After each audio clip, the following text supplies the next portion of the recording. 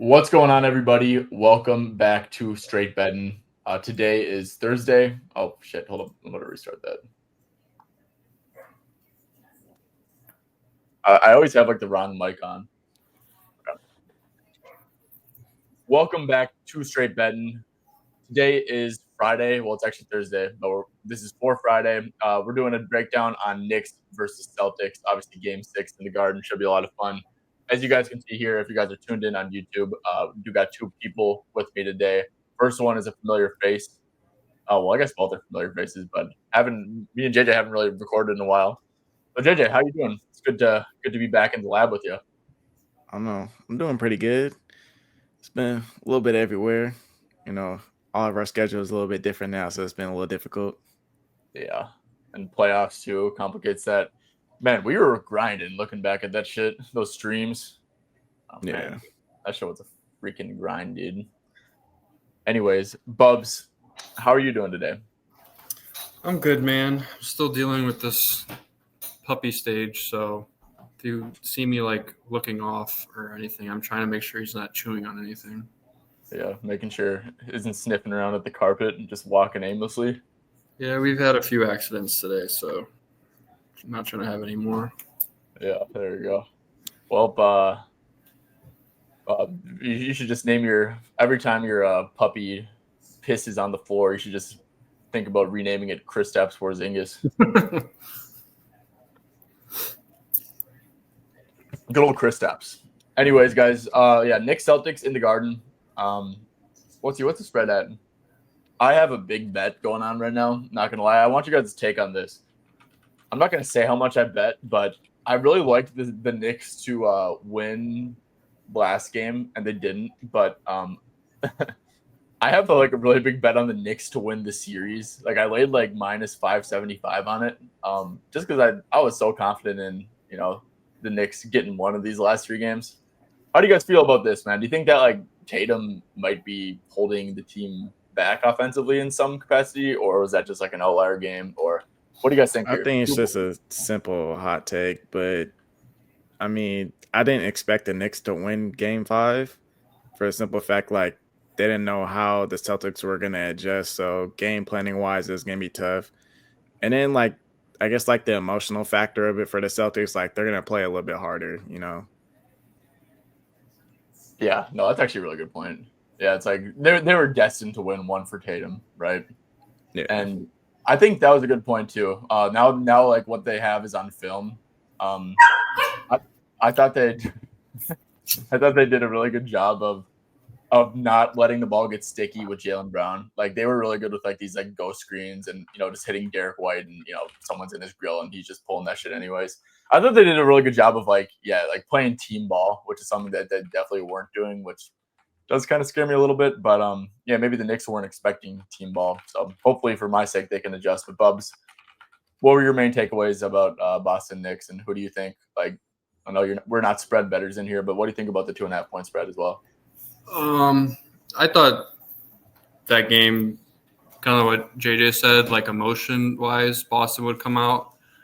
I think defensively, the Knicks were guarding wrong scheme-wise. In my opinion, I would be fine with letting Jalen Brown kind of drive and pull up and try and create those inefficient looks rather than – I wouldn't say they were blitzing him in a sense, but the dude still had a career high assists. So obviously they're favoring in some way defensively. And then you're just letting Derek White just get wide open looks. I would kind of rather take Derek White away than Jalen Brown. So I think that if that's a correction they make, I'm pretty confident in New York back in the Garden. Yeah, I hope, man. I hope. I really think, like I said, it was it was a ton of just weird actions, ghost screens, swing it to D White, now Cat's on Derek White or something randomly because he was involved in the action, and then Derek White pump fakes or shoots it. And I don't know, man. I think all this stuff's pretty simple concepts that, a ton of mixed stuff, made them not ready for it. Yeah, I do think that eventually, I don't think Knicks are going to allow Boston to play that type of way. I think that they've been playing Jalen Brown super straight up, in this whole series with Tatum and stuff. And then now you can like put OG on him. Obviously, they're going to be hunting for the switch. But then there's like another thing that comes in here too. It's like, so obviously Luke Cornett played amazing. He's got to play like 24, 25 minutes, I would think. Maybe even you could argue a little bit more if like Kristaps like plays like 8 minutes or something. But yeah, if Luke Cornett's in, then Cat will probably just be sitting in drop coverage, right? Especially with Brown screen and rolls, right? Instead of like, because they were switching everything practically for the most part before that. And that was obviously kind of giving them troubles when, Cat's trying to defend out on the perimeter. But yeah, I tend to agree that like the main adjustment is like make Jalen Brown a scorer. Like you could even like 6.5 assists for JB, guys. Like I get that he had 18 potentials and 12 assists, but that feels like ridiculously high. Yeah, there's a mix of blitzing and then help off the drives. And when you got this offense just cutting so much, like that force fed so many easy assists for him.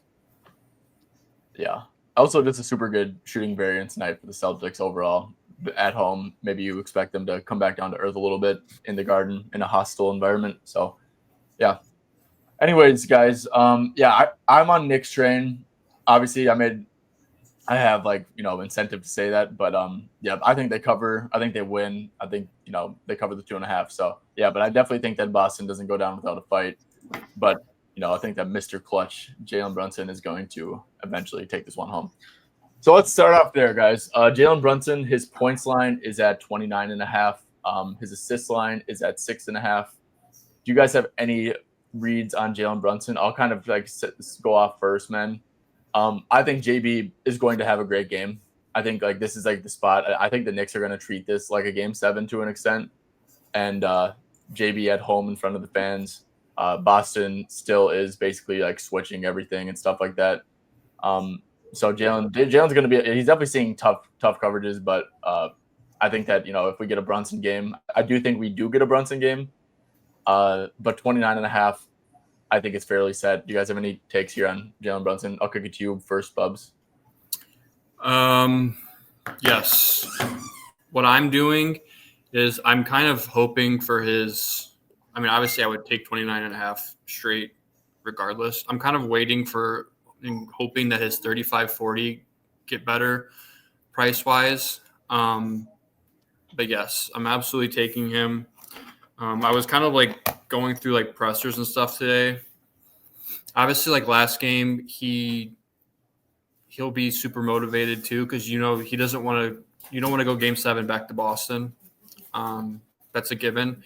And then obviously you have the factor of like he had 5 fouls in a quarter and fouled out, which is ridiculous considering he's not like a hack defender at all. Like his fouls are either going to come from offensive charges or him trying to take a charge. He's not like some guy that's going to come off a screen and just like push someone like Cat. So like you factor that in as well. And then I found excluding the game last year where he broke his hand against, I believe it was Indiana. 11 games following a Knicks postseason loss, he's averaging 34.5 points and 8 assists. Knicks are 9-2 in those games. And then in the 4 game 6s he's played as a Knick, he's averaging 38.3 points, 6.8 assists, and 3.5 made 3-pointers. So those are averages. Those aren't just like one time. That's what he's averaging. He's definitely a playoff performer. Yeah. He's going to empty the clip, I think, and yeah. I feel like you have to after getting 6 fouls in the second half alone. Like 6 fouls in one half is crazy. Yeah. Yeah, no, that's actually ridiculous. Maybe they give him a little generous whistle too. No, for sure. I'm actually completely in agreement with this. The more I think about it, this is just like this is like the perfect spot you want to back Brunson in. Like I said, man, what has his line been at? Like 27.5 for the most part. So it is kind of like being factored into it a little bit. But yeah, JJ, what about you? Do you have any Brunson takes here? Yeah, closeout game, he has to be aggressive here. You can't expect any other players to really just go crazy. especially with their matchups. I think he's really got to shoulder the workload here. I don't think he really has a choice because, like Bub said, you don't want to go Game 7 to Boston. That just can't happen. No, not at all. Yeah, no, I agree. I think this is a really good look. All right. Any thoughts on assists at 6.5? Just like I mean, I really don't. But I would lean over here. I mean, his assists have been great. I mean, I don't remember what his potentials were for this game. Because I know he got just a few less minutes than he usually would because of the foul trouble. They've been really good. He's basically 13 potential assists. But he's had 12 potential assists, I think, in every single game, which is like a crazy hit rate for the entire season. Let's see. Yeah, 38 out of 47 games over with 12 plus potential assists. I mean, I think last game, like only 1 assist in the second half. I think that's a little bit of an outlier. The team did shoot horribly, which makes sense when your star player can't really be aggressive in the second half. They shot 10 of 34 in the second half, so makes sense. Yeah, and you always want to trust those role guys back at the crib too, especially in a playoff series. So yeah, sweet. Cat over 20 and a half points, guys. Man, can he just not get into foul trouble for once? Like that would be nice. I don't think that'll ever happen. That's the biggest battle. Cat versus pushing someone for no fucking reason. It's one of those props that can honestly go either way, depending on how the game flow is. Yeah, I mean, this dude like plays like shit minutes every game. Like literally, like his max minutes is like 36 when he was logging like 38 a game in the regular season because he just is in foul trouble every time. Yeah, I mean, did you guys catch anything? Obviously, I think that they are going to run a decent amount of too big. The guys off the bench, it's going to be like Cornet, or if Cornet starts, I don't know. I'm sure Cornet and Horford will play a little bit together. I think that's pretty advantageous for Cat, except for Cornet was like sending everything back, like prime McKean. Mm-hmm. But Jrue Holiday was his primary defender too. Yeah, I did notice that. Jrue does a pretty good job on Cat, especially with some rim protection behind him. Yeah, so I think that's what's going to make it tough for Cat to get buckets in the paint. Yeah, and I hope defense is going to continue to be there. Yeah, and then if Drew's on him, he's not getting any threes out. So, yep. Yeah. Bubs, any Cat thoughts? 20 and a half? I don't know.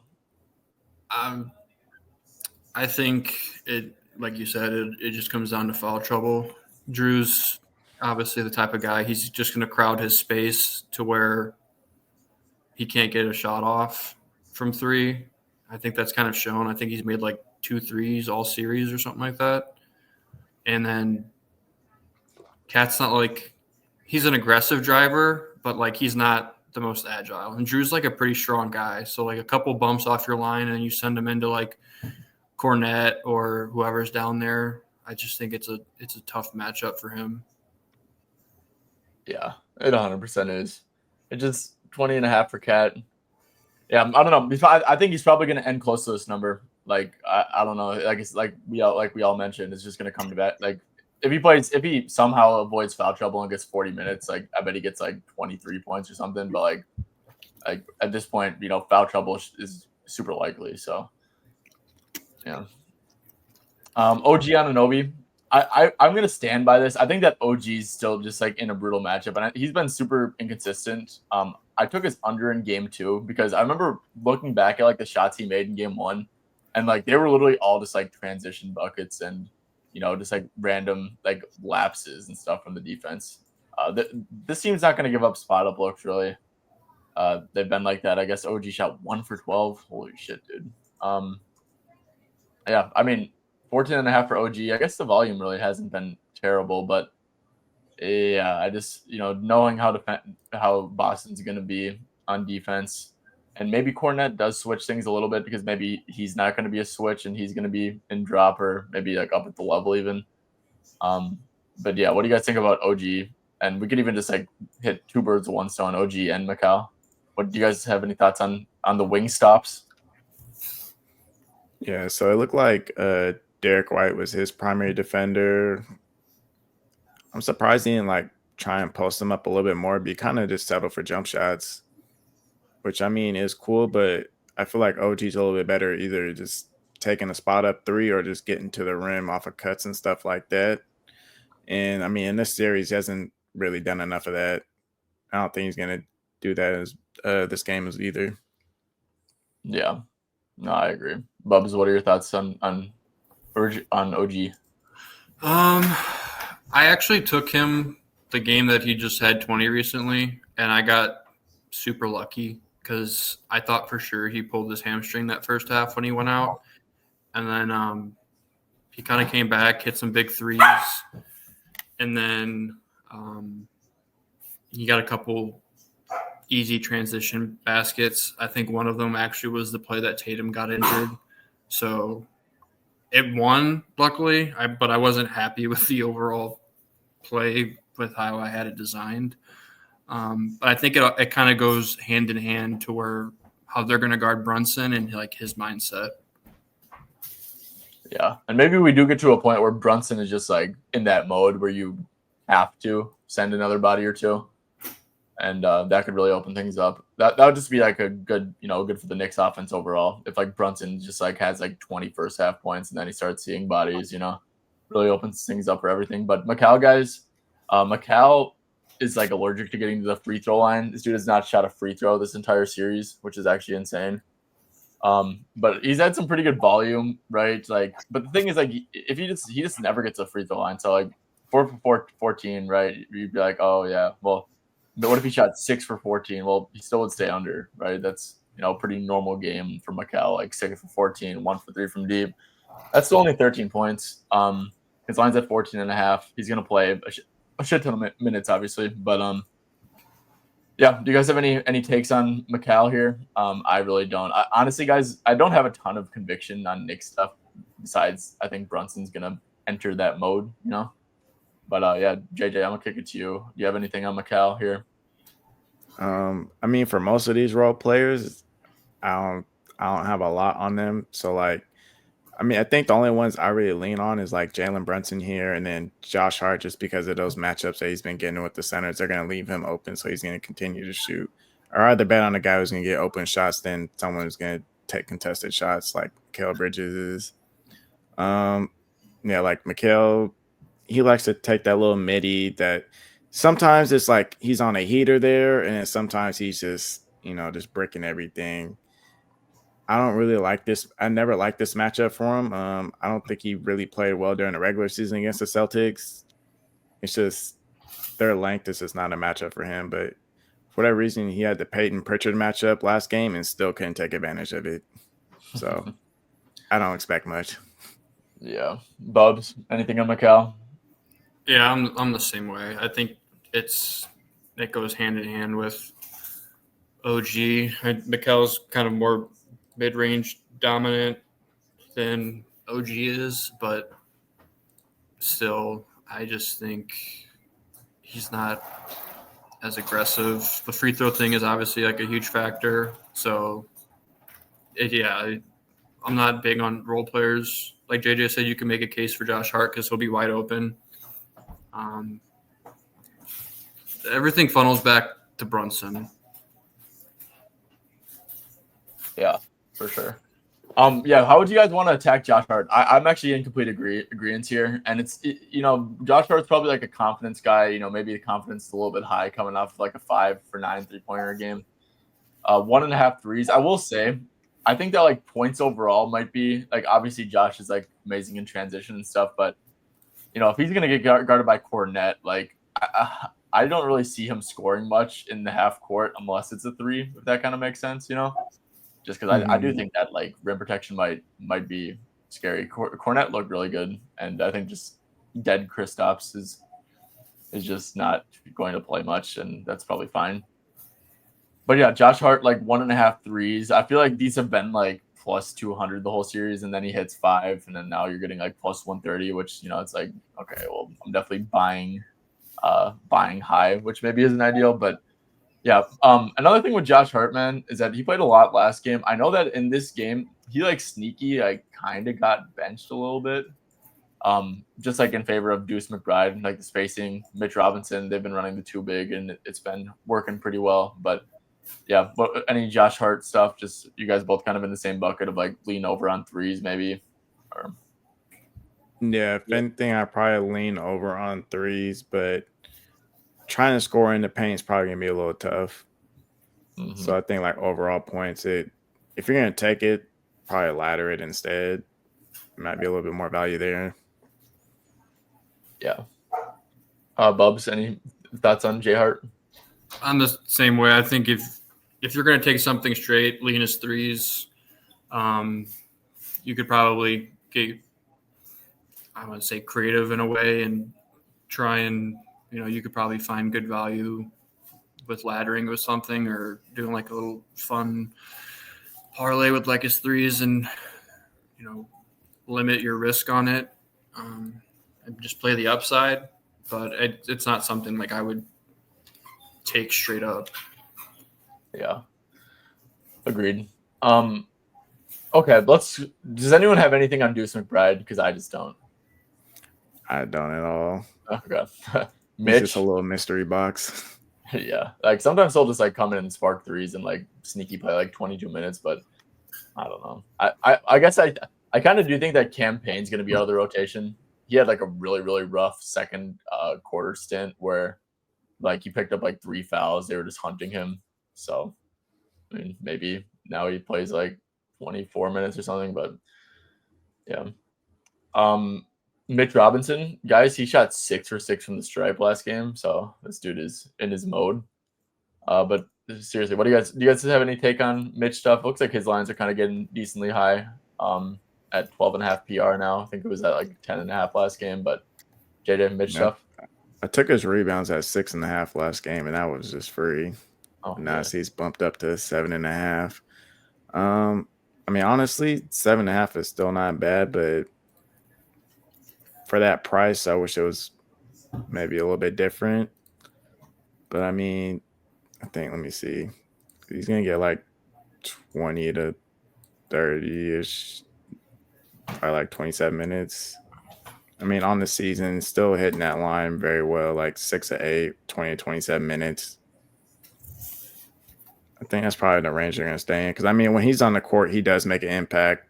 I mean, just getting those offensive rebounds, especially if they're going to be bricking the way they are, you need those second chance points. Yeah. So I think he got to stay on the court. Yeah, no, he's had like really good net ratings and stuff this series. Like he definitely, makes things. He's definitely a very impactful player. Yeah. Bubs, any take on Mitch stuff? I would always lean rebounds. What's his it's gross, but what's his assist line at? Does he even have a line? 0.5 plus 140. I say that's one offensive rebound, like a kick out for a 3. But like that's if you really want to if you really hate yourself. But other you know what? That's not bad because RA is also 7.5. Yeah, so you could play the RA and you have a cushion for it. I like that. I like that too. Yeah, that makes a ton of sense. Just I mean, why wouldn't you if it's like I mean, all you need is one assist, if anything. Yeah. Even if he doesn't get it, he's probably getting 8 rebounds anyways. Yeah, he might just get 8 offensive rebounds by alone. He could, especially if he checks in versus zombie Kristaps. Yeah. Shit. Okay, cool. Yeah, I think Mitch stuff is actually a little bit intriguing the more I look at it. But yeah. All right, let's move on to Celtics stuff, man. We already talked about this at the start. I have a ton of conviction on this though. They got to make Jalen Brown a scorer. They have to. You got to take away Derek White. You got to attempt to take away Pritchard threes. Everything's got to be a switch. You got to be willing to switch every screen action that White and Pritchard are in because you can't allow pull up threes, which may be tough sometimes, right, to defend. But just try to bait Brown into isolating 100 times a game, man. I don't get it. Play him and drop with with Cat if Cornette's in the game, and you don't have to obviously switch that. You can just play drop there. Yeah, I don't hate like Jalen Brown points, to be honest, at 25.5. I think that this is going to be a kind of a game where the ball gets sticky in Jalen Brown's hands. It's probably going to be a game where like he shoots 10 for 30 and he scores 25, and you're like, damn, bro, hook emoji, like right read, wrong result. But yeah, man, I want to build something off of that. Do you guys agree here that that's going to be the adjustment? Make Brown shoot as much as possible, and then not with White and them. Yeah, they have to do less blitzing and less trying to cut off his drives, because that opened up the kick out game for them. Like Derek White and Pritchard, they was feeding off of that.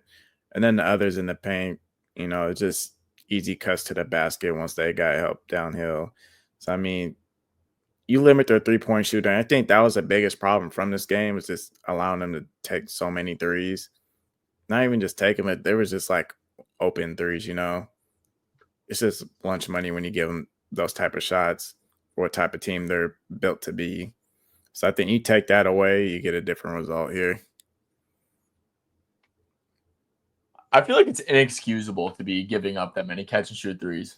Like I get it with Tatum a little bit, because Tatum, maybe he can beat his man off the dribble and stuff. Jalen Brown is just like, he's not been moving good at all this postseason. Like his knees cooked. I don't know, man. There should just be no reason for, unless you like have like a lapse on or like a transition, like you just should not be giving up catch and shoot threes in here.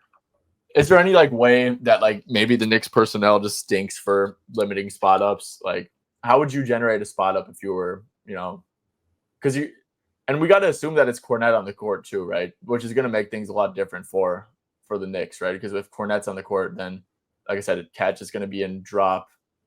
You can't involve Cat's going to guard Cornette, so you can't really, unless you want to have Cornette like you're just not going to be able to do like a Tatum on or a Kristaps on I can't even talk right now. Or say Cat's guarding Al Horford, right? You can't be like, Al Horford, come screen for this, and then they're going to switch it, and then you get Cat out there. You like that. You can't do that if you play Cornette a lot. So yeah, I just think there's no excuse to be giving up all these catch and shoot shots. But Bubs, what are your thoughts on Celtic stuff off for it? I think this adjustment should be, like I said, to make Brown more of just like a one-on-one scorer. I had him last game, and I thought that's what the adjustment was going to be. But obviously that wasn't the case. I could see a realm of possibility where they do play him a little more straight up and kind of, trick him into shooting more rather than just taking the easy way out and making like, it wasn't even like they were good passes. They were like high school reads, like leaving same side shooters, drive. Like he's not making second and third reads on the backside. So I think that's what could happen. I could also see them over adjusting on Derek White and Peyton Pritchard having a field day. I like Pritchard props for that reason. I also like the narrative to where if they're going to get rid of Holiday and Porzingis this offseason, I think this is like a huge prove-em game for Pritchard after winning Sixth Man of the Year. If he can go into the Garden and kind of have himself a big game, he can kind of establish himself as the next step for Boston, if that makes sense. Yeah. No, for sure. Yeah, I think Pritchard has a good matchup too. Unless the thing is he is, I don't see him getting many spot up looks, but he's at the point where he's going to get a ton of on-ball stuff as well. Look, man, he played 39 minutes last game, which is crazy, right? I think he's going to play a shit ton of minutes once again, man. I think you could argue that Pritchard's like more important right now than like Holiday, Horford, obviously Kristaps. Like he's probably the third most important player on this team right now. So, I mean, just if you like, do you guys envision, like, I guess we could go here, right? Look at all the minutes, like Pritchard at 39. What do you think that's like pretty sticky, or what are you guys thinking there? I think he's going to be in the 30s for sure. Like they need his scoring, at least his space in the floor, because he's always going to be a threat to shoot a three. I mean, he can always hunt the mismatches like this offense always loves to do anyway. So, I mean, he fits in perfectly. Yeah. Yeah, I guess looking back on this, look, I know that so the double big, obviously KP's minutes were shit. I think they really didn't play much double big, right? I mean, you just look at these minutes, right? 25, 24, and then so like there was like 12 minutes of double big the entire game. And obviously like Kristaps didn't play in the second half. I guess we could go to like the second half because that's when like Boston really took control of the game. We only got 4 second half minutes for Al Horford. And then 19 for Luke Cornett. That's probably not going to be sticky, right? I mean, when a guy has 6 blocks and a half, you keep him in when they're plus 17. But yeah, zero minutes of double big in the second half is definitely worth noting, I think. Yeah, so Pritchard should be locked in. I mean, you could like even get a little bit cheeky, right? I mean, like Pritchard over 3.5 rebounds. Like, I don't know if he's going to play like 38 minutes again. Like, I don't know. Why not? He's a sneaky good offensive rebounder, I guess. Let's move on. So Derek White stuff, unders or nothing. Is that how you guys are feeling? Yeah, pretty much. Agreed. They have to adjust. I mean, he's been low key torching them all series, and then you give up with just what? How do you start off? Like 7-7 from the field or something like that.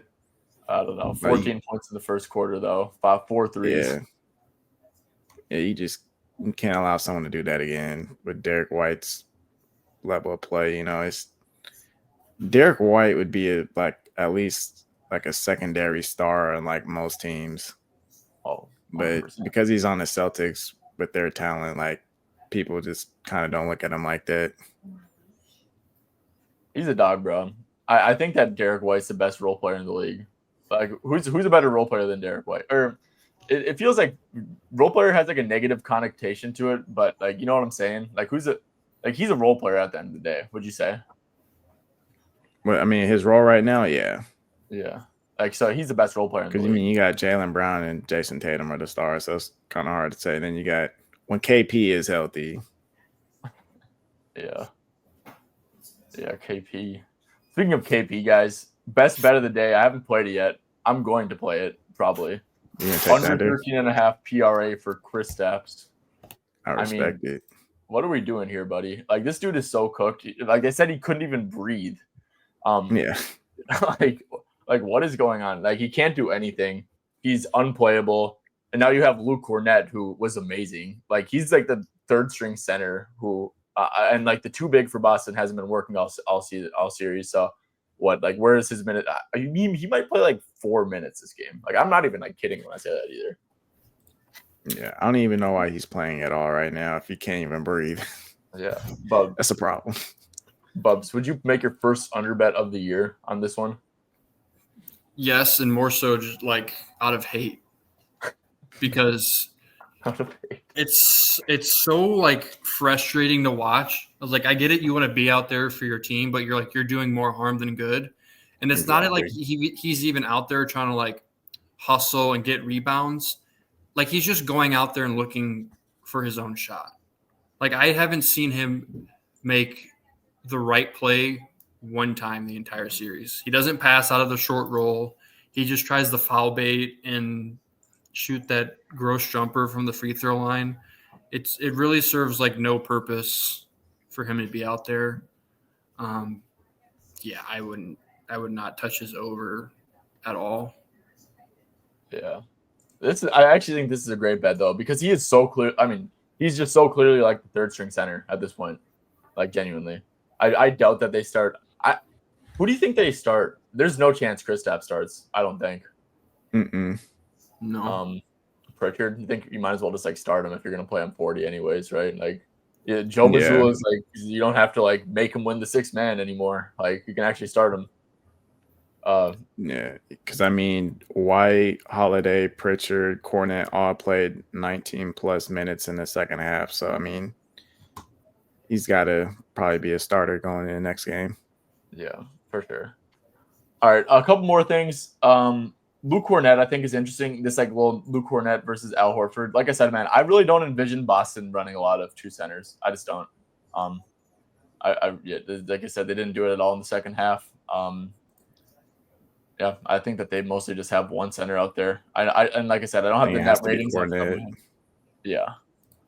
Yeah, and like I said, I don't have the net ratings on the top off the top of my head, but it's been really bad this series. So yeah, what do you guys? How do you guys think this minute shakes up? Is this like the time to sell on Luke Cornet? Played the game of his life. It's not going to happen again. Maybe it's like was feeding off the home crowd's energy or something, or is it time, or is this like for real? And then he's going to eat into Al Horford, or what do you guys think here, man? Like if you had to pick one, or who's going to play the minutes and all that stuff. I mean, I think his scoring may be like a tad hard to buy into because, like I said, like all the help defense off of Jalen Brown, and we're expecting him to help a little bit less, turn him into a scorer. He was one of those beneficiaries off of that. But then again, could just be the offensive rebounding that he gets and he just scores off just putbacks. It's kind of hard to tell, but I mean, I wouldn't expect another 5 for 5 again shooting. Yeah, I wouldn't expect a good offensive like when I think of like backup centers against the Knicks who have a lot of overlap with Mitch and stuff. Like, I think that's pretty brutal for the most part. Because Mitch is like Mitch gets all these rebounds, but they're like he boxes out on defense and then he'll crash the offensive glass. So it's like usually you'd think that's like a difficult matchup as well. But Bubs, what are your thoughts on Horford Cornet? I think it's one of those cases where they see similar run maybe in the first half, and whoever's got the hot hand, Missoula kind of rides with it, similar to what he did last game. Obviously, like Horford always has like these outlier games where like he hits 3 or 4 threes. I feel like if he somehow pulls that off, it'll be hard to sit him for Luke. But if Horford's not actually bringing anything and knocking those shots down, you'd rather have Cornet's presence and size on the defensive end and giving you those second chance opportunities, at least on the offensive end, compared to Al's biggest strength is probably at this age in his career, his shooting. He's able to space the floor, where Luke's strength is, defense, to where I think you have enough scoring options for Boston. You obviously need some size as well, as because Kristaps isn't an option right now at this point either. Yeah. Horford's not going to bring rim protection. It makes Cornet it makes the cross matching on Cat very difficult when you have Cornet lurking off of Hart. Yeah, I tend to agree, man. And if we think that Boston's going to do or New York's going to do a better job at limiting spot ups and staying home, that kind of makes Al Horford just like useless out there. So yeah, I think I kind of just talked myself into liking Al Horford's under as well here at 19.5 PRA. I mean, like I said, only 24 minutes, shot 5 for 7. What was that? 2 for 3 from deep, so pretty good variance. That was just like a shit show of a performance from these Knicks. But yeah, I mean, only 24 minutes. Is there anything else? Yeah, no. His role is obviously going to be the same without Tatum, right? He's not going to see any additional usage. So yeah.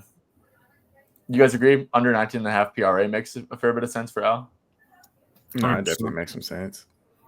Cool. Yeah, him and Kristaps. Okay. Is there anything else we missed? I guess we never really touched on Holiday, but I know I don't have any thoughts on Jrue.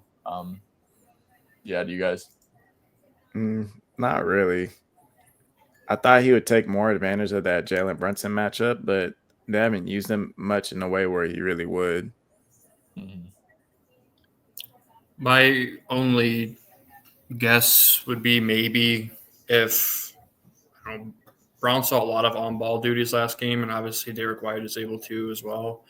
Maybe his assist might be a play. You could kind of use him as a hub if they're trying to hunt out Brunson and try and get a switch, maybe some easy handoffs, driving kicks, stuff like that. That would be like my only guess or adjustment that they could potentially go to if Brown's kind of having a hard time creating for himself. Maybe like RA or rebounds could also be a good look. I remember that's usually pretty good without Tatum as well. Yeah. 8.5 rebounds and assists doesn't sound too shabby. Not at all. Did have 10 potential assists last game as well. And also, yeah, I guess like rebound chances, 16 rebound chances without Tatum, man. If he is on Cat, right, I think that's pretty good for positioning, right? I would think. Because they're going to try and use Cat more down low with that size matchup. Yeah. But they weren't able to take advantage of it because the help defense was always there. Quick look.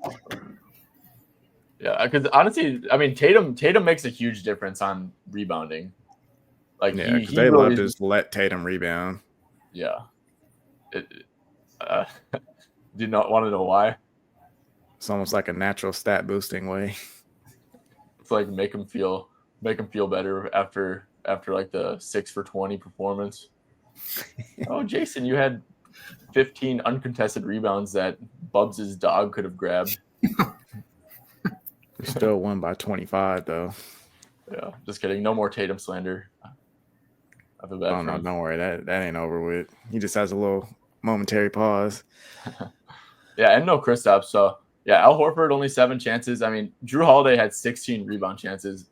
When has he ever had 16 rebound chances this year? I'm just curious. I want to see if that's a season high. So, shit, dude. I mean, that's pretty interesting. Maybe I go back and run a little bit of tape and just see like some more positioning stuff. But 10 plus chances, 12 plus chances. Holy shit, dude. How does he have 12 plus chances and only over in 54% of games? That makes no sense at all. But I got one word. Tatum. That's actually facts. Let's go to without Tatum. Oh, there we go. Here we go. Yep. Then rebounds, what's assists. his RA? Yeah. Yeah. Might have just found a gem, boys. 26 RA chances and only needs 9. That's got to be close to like a season high. So he's averaging like 5.9 rebounds without Tatum and on only 32 minutes. 10.6 rebound chances. Yep. And how many second half minutes was Jrue at? He was at 19. Cool. Okay. Yeah, you'd think that Jrue in an elimination game plays a little bit more. I guess in the first half, like I said, they were doing that Kristaps gimmick. Jrue had 3 fouls too in the first half, so a little bit of explanation too. I wonder if 2 of them were offensive rebounds. So yeah, I might hop on this with y'all fellas. I know like Bubs is probably, I can tell by Bubs' mannerisms that he's about to lock it. What? Lock in Jrue rebounds and assists. I want to see like different, like go to his rebounds individually and his assists individually for a second. Yeah. 8. How about rebounds? Against the Magic, he had 0 assists on 11 potentials. Yeah. I guess potential assists. He averaged 9.6 potential assists in those. Yeah. Should we do a little merchanting? Like, let's do like with like 8 to 12 potential assists, and then 10 plus rebound chances or something. Bro, what the? Okay. Like JJ said, those are with Tatum. Okay. Well, that's going to do it, guys. Thank you guys for tuning in. We just spent 40 minutes yapping about one fucking game. Me and JJ used to get through 12 games in like 30 minutes and then answer your guys' goofy ass questions all day. But yeah, thank you guys for tuning in. Make sure to drop a like, sub to the channel. Make sure to follow JJ on X at JSleeperStats, and make sure to follow Bubs on X at Bubs_bets. I'll link them both down below in the description. And yeah, JJ, anything to say? Same with you, Bubs, before we head out? I'll be back again soon. Yes, sir. Nothing really. Just I'm really banking on a big Brunson game tomorrow. So I hope when I'm on this Thursday, I can look back and say I was right. So that's about all I got. Brunson 40 ball. Here we come. Yep. My pussy ass might do like, the more I think about it, I've been loving like these little SGPs. I might do like Brunson 25 because that just feels like guaranteed. I ain't trying to jinx it or anything, but like Brunson, I might do like Brunson 25 and like Jrue 4 boards or something, or like does FanDuel have like alternate rebounds and assists? I think they do now. Yeah. Shit, I might my pussy ass might do something like that. But yeah, good luck on you, Bubs. Hopefully you can buy a new house soon after Brunson scores 40. He's done it for me before, so give me another master class so I can sit pretty, especially on a Friday night. Oh yeah, might have to crack a few cold ones. Yeah, with this dog, I need more than a few. All right. Well, thank you guys once again for tuning in, and we'll catch you guys next time.